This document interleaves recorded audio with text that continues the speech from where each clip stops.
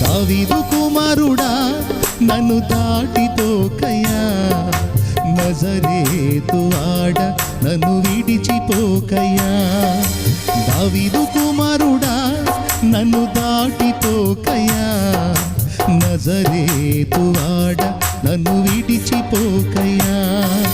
నీవు తప్ప నాకు లోకంలో ఎవరున్నారయ్యా, నీకు తప్ప నాలో ఎవరికి చోటే లేదయ్యా.